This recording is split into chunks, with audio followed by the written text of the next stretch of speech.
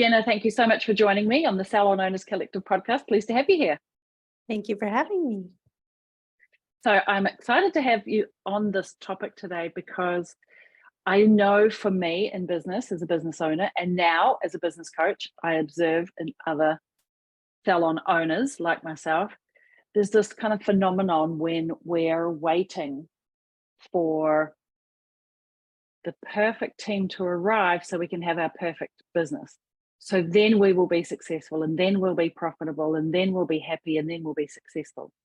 So I wanted to invite you to come and speak to that. I know it's something that's near and dear to your heart, but before we do, why don't you start with, who are you, Jenna? Where do you live? What do you do? How did you get to be doing what you're doing? Absolutely. So my name is Jenna Free. I live in Alberta, Canada. I'm a therapist, and I focus on a big area of my focus is entrepreneurs. So, and the reason I do that, I think pretty much every coach, counselor, therapist does what they do because of their own experience. And mine was for 7 years, I was in the coaching industry, and just a perpetual, after this launch, I'll be happy. Oh, okay. No, after we create this product and we launch that, then I'll be happy. Oh, no, that didn't do it. Oh, when I make this amount of money per month, then I'll be happy. No, had amazing months. No, still was just stressed about now maintaining that. So it really took 7 years of that constant cycle of, okay, this is really hard. This is not pleasurable. I'm not enjoying my life. But once I reach this finish line, the joy will come, the relief will come, the relaxation will come, the lifestyle that I started my own business for will come. And then it took a huge business investment failing, losing a lot of money to realize, oh, like this is it. This is my life. And unless I enjoy it now, I'm never going to enjoy it. And so it was funny at the time, I was almost finished my schooling to become a therapist at that time. Then I kind of used my own tools on myself. And even my husband, like months later, was like, it's weird because you had this huge failure, but you're the happiest you've ever been. Oh, and I was like, that.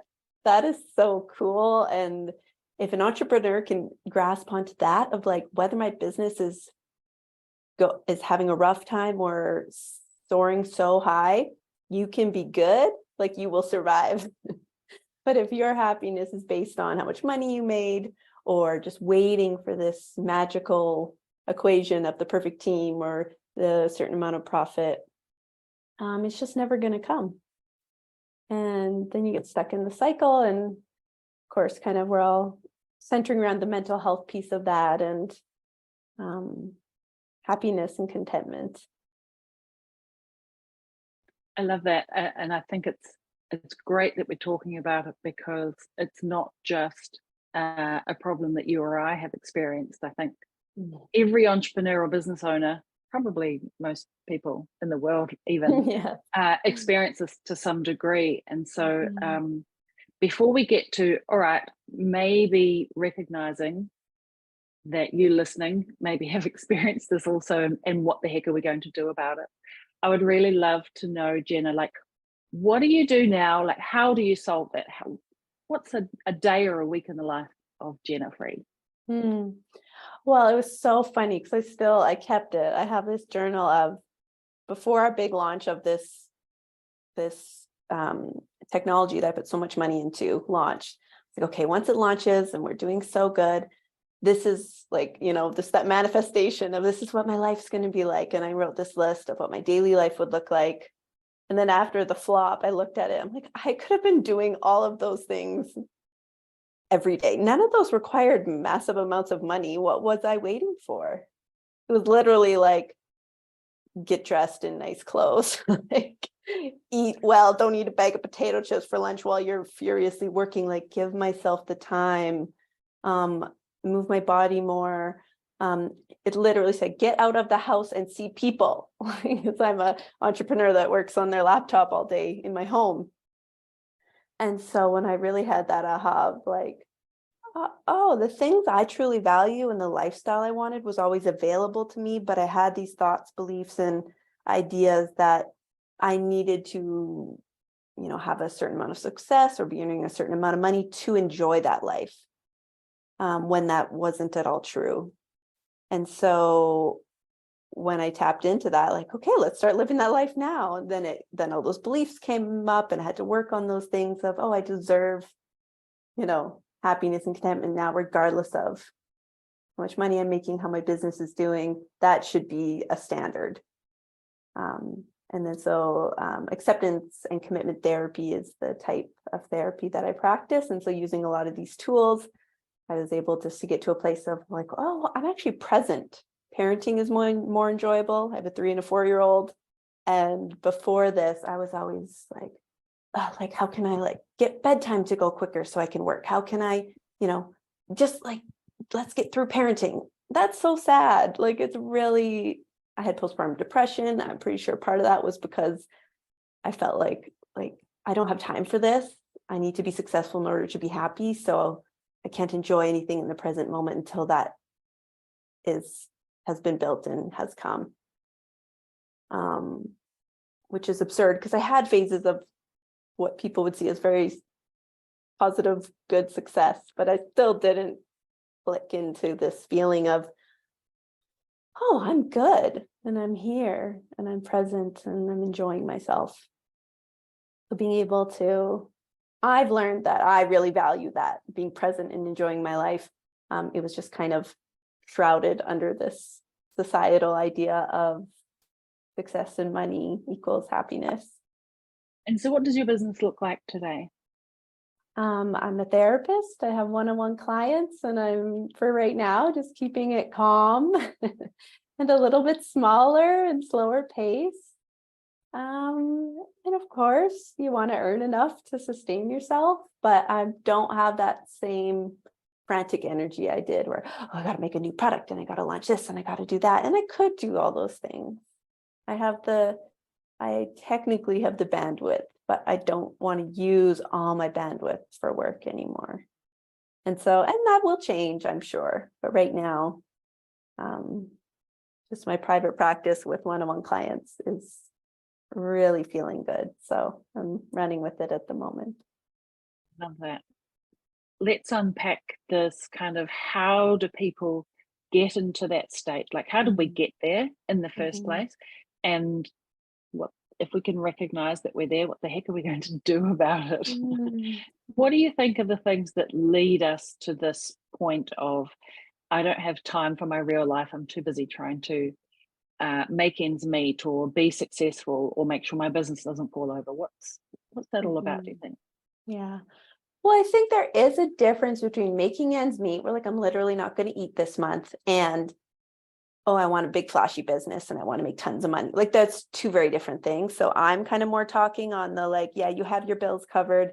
You're not at risk of losing your shelter. You can eat and sustain your family, at least in a very basic way where everyone's safe. That is different. So I want to put that aside because that is genuinely scary. But above that, oh yeah, I want to top last month, or I want to, grow, or I want another location, or that is all really ego.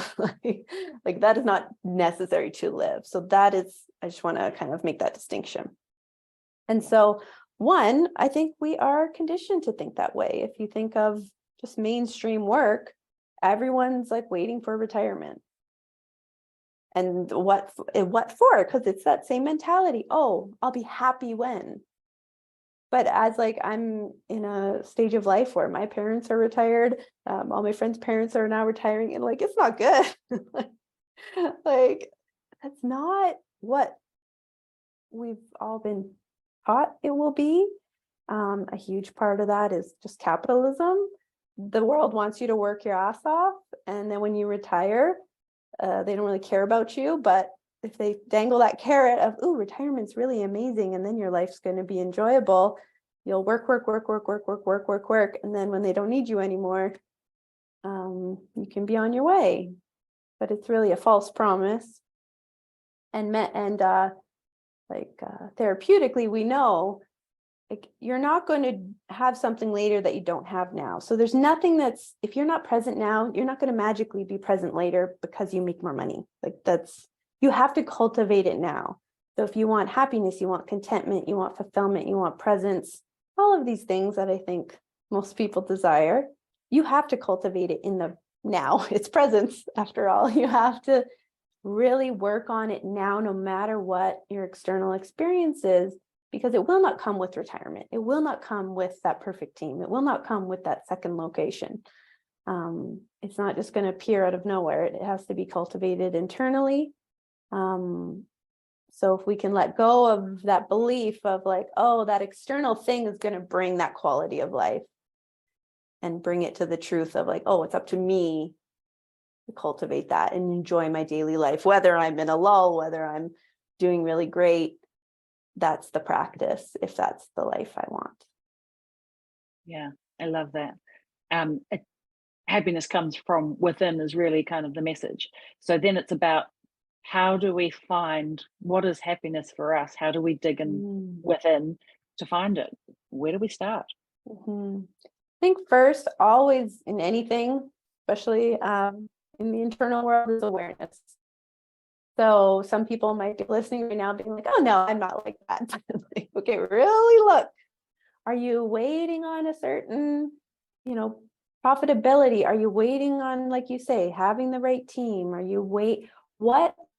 there a waiting energy? Is there a chasing energy? A like never good enough energy? And for entrepreneurship, that's kind of baked in, because there is also a message of like, maintaining isn't good. You always have to be growing, which is another issue.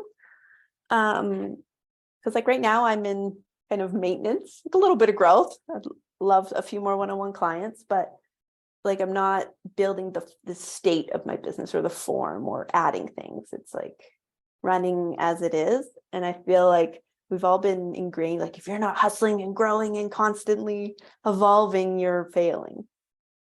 So it's just really being aware of that energy of when you're writing an email, when you're hiring somebody, when you're launching something, when you're having a special or a deal going on. What is the energy around that? Is it this franticness of like, I must achieve, and I must grow, and I must do? Or is it out of genuine, oh, I really think that would be interesting, or I'd love to offer that, or wow, I really love this hire. They are so connected with our message and how, our culture. Like, where is the energy coming from in your choices? So awareness of that, and that just takes internal reflection. And then there's kind of two levels of tools we can use. One being the immediate. So your day-to-day. Where can you implement things that are like just for yourself? Can you take 10 minutes to go get that coffee instead of like just having the gross stuff in the staff room? Like, can you give yourself some time, give yourself some decadence in your daily life, little pockets where like the value of this is in the doing. If everything in your day, its value is in like the result of the doing, that's what gets us into that cycle of, okay, I don't actually appreciate doing any of this today, but next week it'll result in more clients.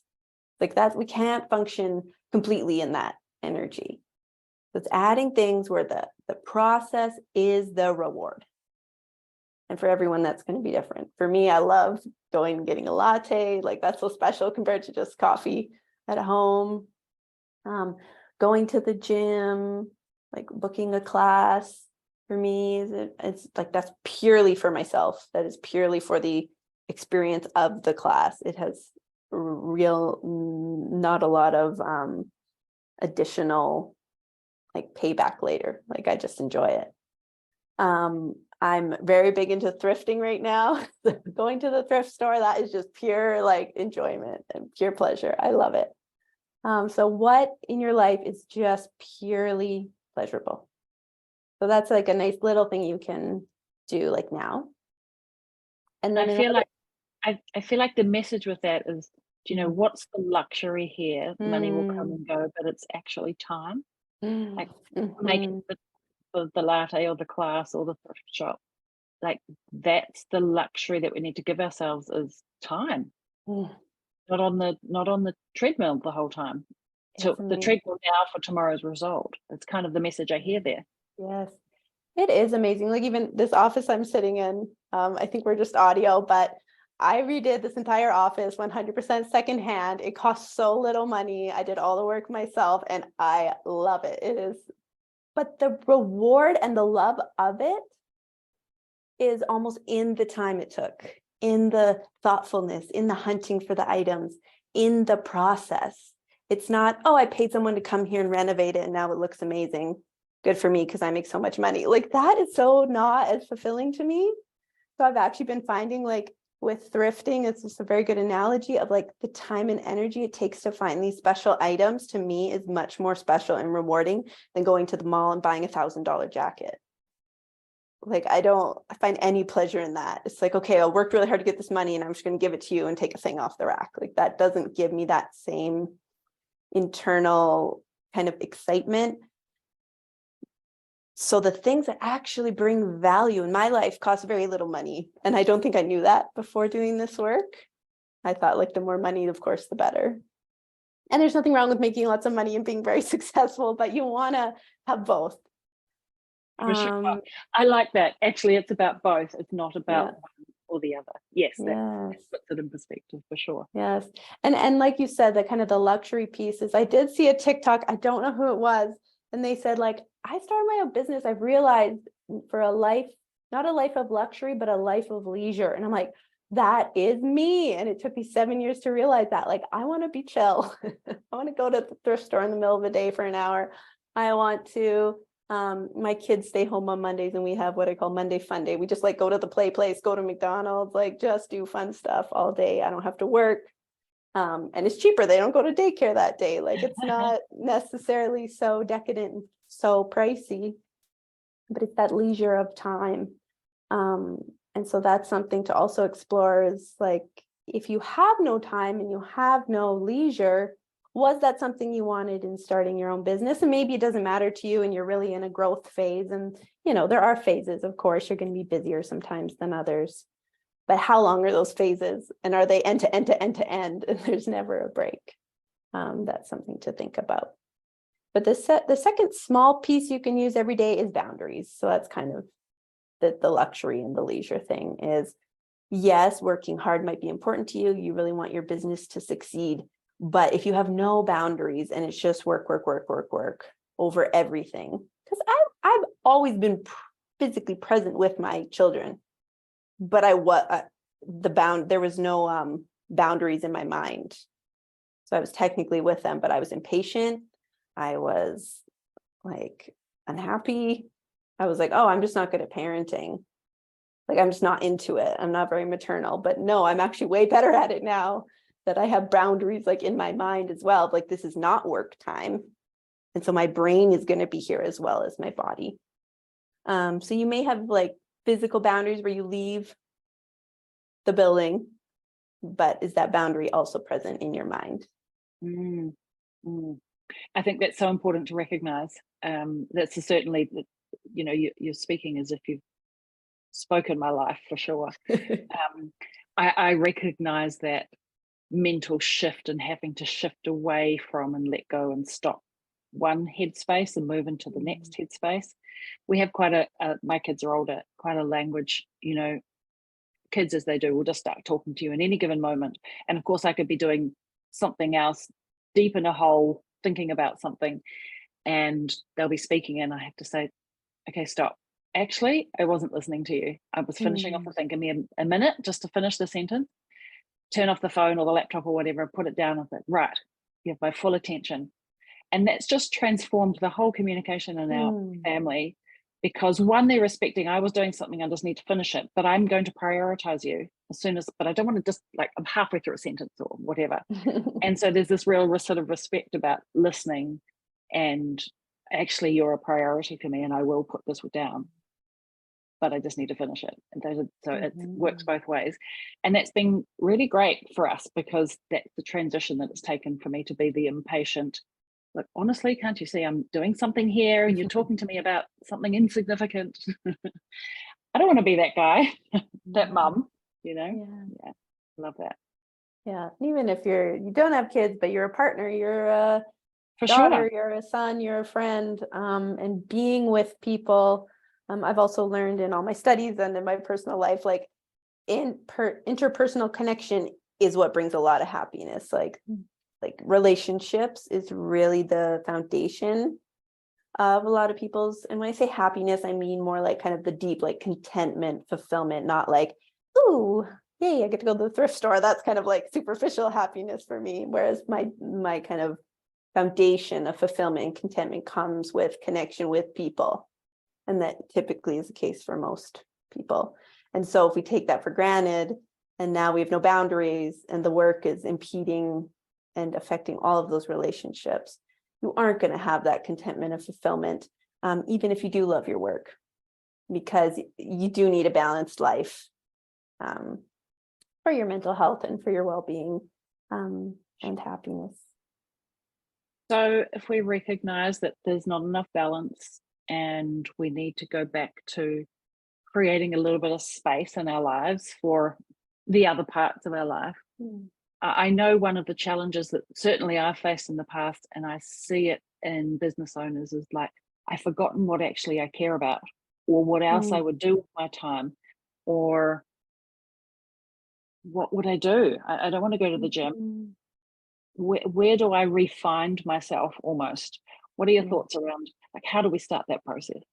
That's so good. For so long, my husband is like, what do you like to do? I'm like, work. Like, because it was genuine in a lot of ways. I do find a lot of joy from elements of the work I've done for many years.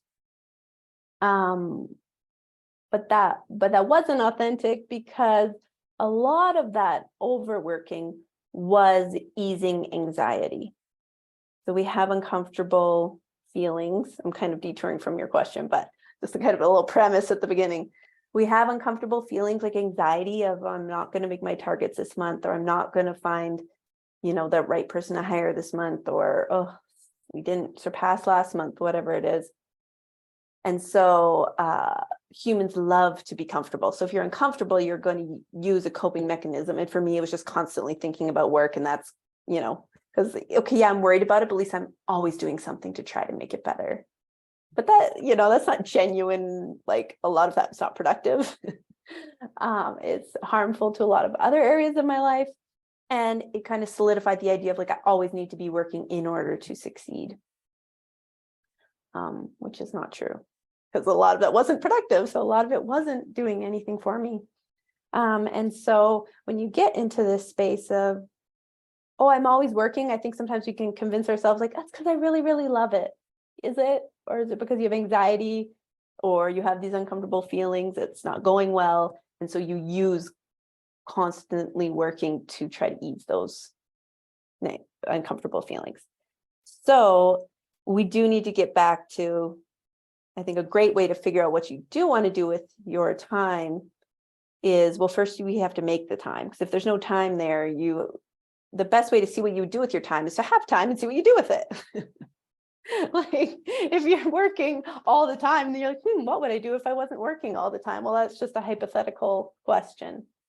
But to get tangible, you need some time to fill. So create time first is what you're saying. Yeah, and and then it'd be like, you're not just going to sit there for 6 hours if you have nothing to do. Like, you're going to fill it. Well, what do you fill it with? You can watch yourself fill it. Especially if you have the mentality of like, oh, my happiness and enjoyment is important, just as important as this business succeeding. Okay, now what am I going to do with that time? But kind of backtracking a little bit. So to make the time, we need to not just create boundaries, not just create a schedule, but dig a little bit deeper. So you want to kind of go back to your why. Why is this work important to you? And if you find that yes, you love your work and that's great. If you figure out the thing that you're really focused on all the time, or the goal you have that's like, oh, I'll be happy when. So for me, it was very based in like monetary value. I'll be happy when I make this amount of money per month. So I have a visual, and I'll try to explain it verbally so that everyone can understand. So this is what I call like the iceberg activity. So if you visualize just like a drawing of a triangle iceberg with the water, the little triangle at the top is like what we can see. Okay. So here was more money. So that's what I wanted. That was my, oh, I can't hear you, sorry.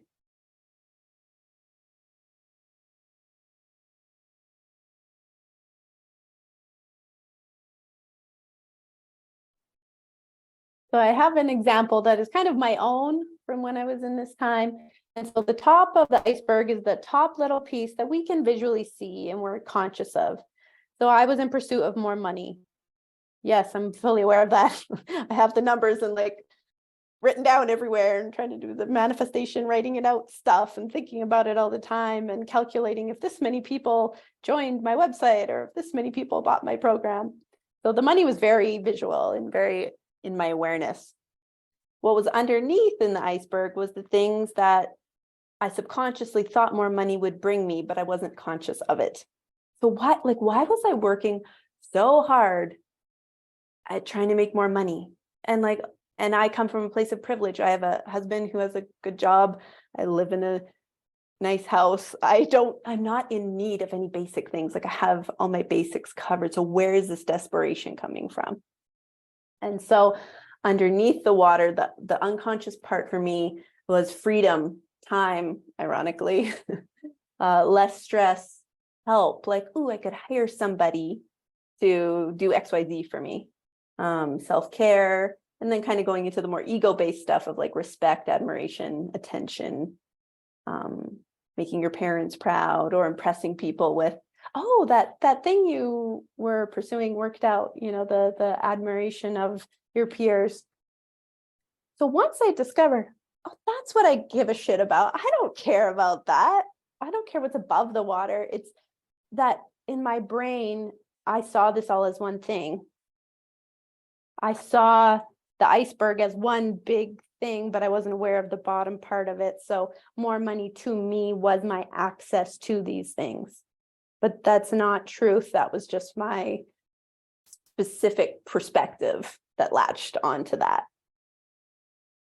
So when I discovered, okay, so this is actually my goal: freedom, time, less stress, self-care, respect, admiration. Well, some of it we can cross off because it's like, well, that's an ego thing. I don't want to live for that. I don't want to live for external validation. So if we take those ones off and we keep the stuff that's like really for me, like freedom, time, less stress. I have that now. I do not make more money now than I did then. And I have that now. So I accessed it through different channels, like simplifying my business instead of adding more and more and more and more to make more money and then somehow have more time because I had more money.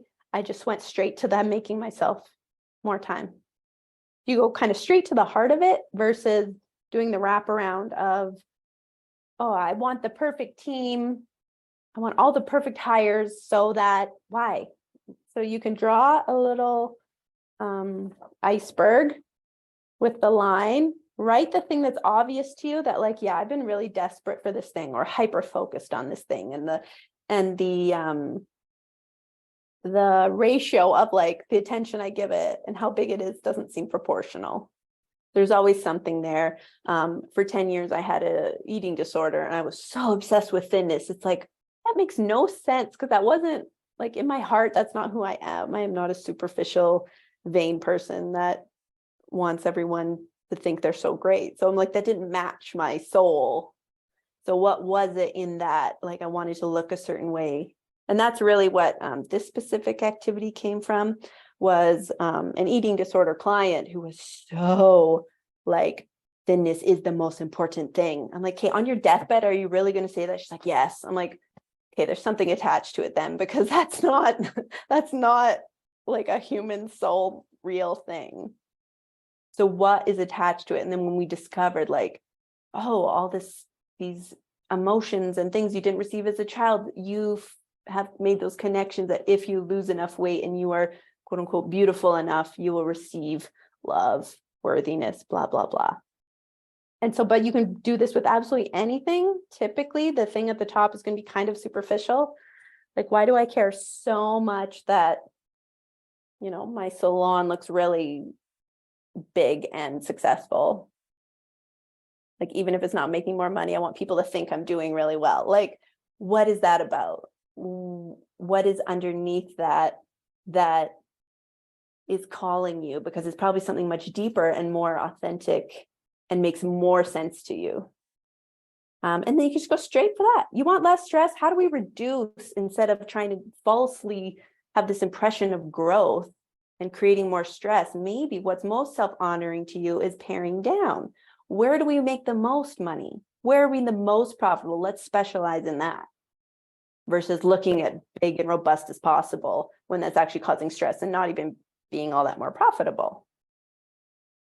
My experience is often paring down for high profit with a lower productivity actually is an easier business model.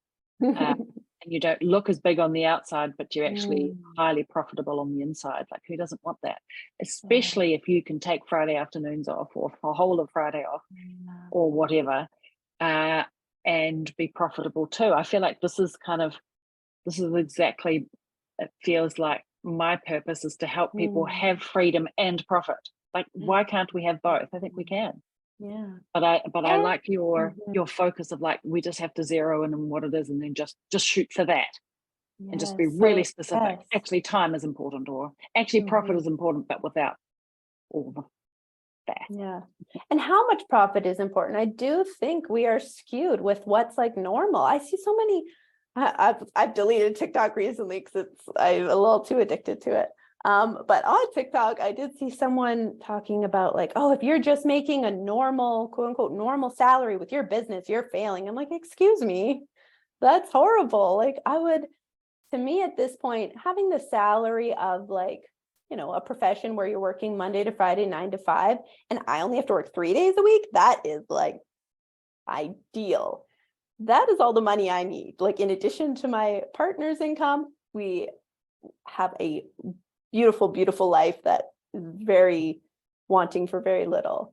So this idea that we need to be so profitable makes an exorbitant amount of money in order to be successful as an entrepreneur is messaging we also need to kind of flesh out and explore what's underneath that. It's spending the time, isn't it, to work out actually truly what do you want and what's real for you.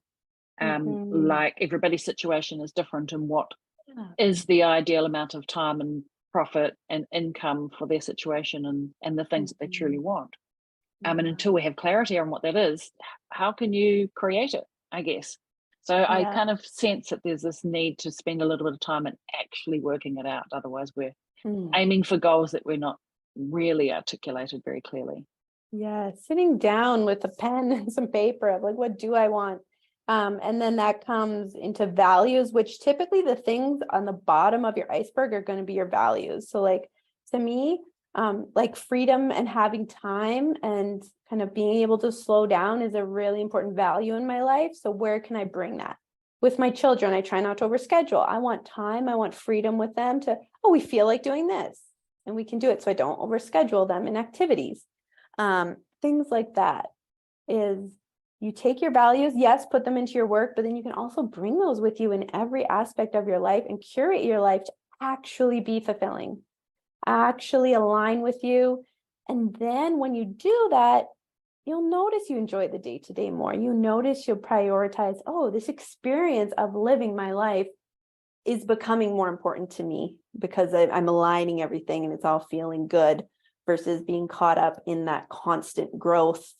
Like, growth is typically good, but if it's like, oh, I constantly have to be growing, I always have to do better next month than I did the last, till you're 80, you think you're gonna be making more when you're 80 than you are now. Like, we need to focus more. If you want contentment, fulfillment, presence, happiness, if you're like, no, I'm 100%, like, I just want to make more money every single month for the rest of my life, best of luck to you. Like, if that's what you want, I'm not saying anyone has to do anything, but if you've noticed, wow, I'm really on the hamster wheel and this isn't fun anymore, this is the way to go. I agree. Yeah, I think that's the key indicator. Not enjoying myself, feeling highly stressed out, overwhelmed, leading towards burnout, then yes, Okay, I feel this has been fantastic. You're a business owner as well as a mother, uh, as are the majority of us listening. Mhm. What is a quote or a mantra or something that kind of keeps you on the straight and narrow?